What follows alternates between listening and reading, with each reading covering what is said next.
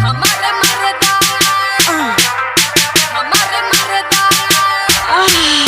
हमारे Marda Hamare Marda presented by lovely film production. आप सुन रहे हैं मानिया मलिक सिंह की आवाज में। खूबे होठवा काटेला कबो सीना से सटेला, खूबे होठवा काटेला कबो सीना से सटेला, आरे से जे पा उड़ाई देला रोजे गारेदा। हमार मारेदा हो हमारे मारेदा, हमारे मारेदा हो हमारे मारेदा।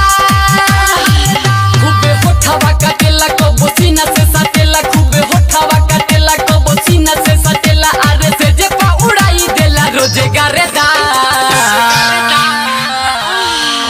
हमार मारेदा हो हमारे मारेदा, हमारे मारेदा हो हमारे मारेदा। Presented by lovely film production.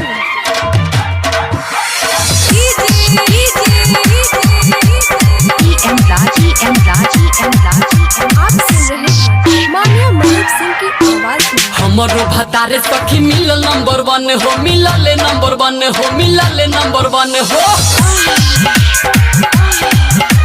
हमरो भतारे सखी मिलल नंबर 1 हो, मिलल नंबर 1 हो। प्यार करेला रतिया में दाना दन, रतिया में दाना दन, रतिया में दाना दन हो। दुनु जोबन पकड़ेला गलिया में रगड़ेला, दुनु जोबन पकड़ेला गलिया में रगड़ेला, इहो फारता दुआरी पके खींची पारेदा। हमार मारेदा हो हमारे मारेदा, हमारे मारेदा हो हमारे मारेदा।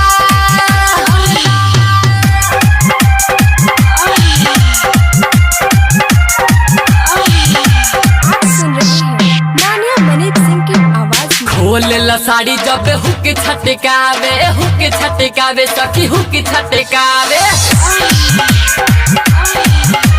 खोलेला साड़ी जब हुक छटकावे, हुक छटकावे सखी हुक छटकावे। छूटे नहीं देला हमके रात भर जगावे, रात भर जगावे सखी रात भर जगावे।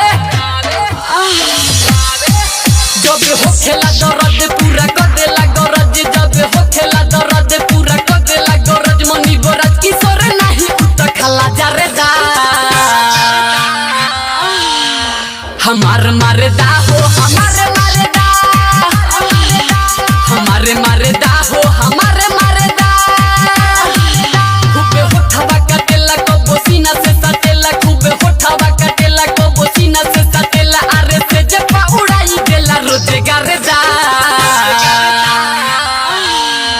हमार मारेदा हो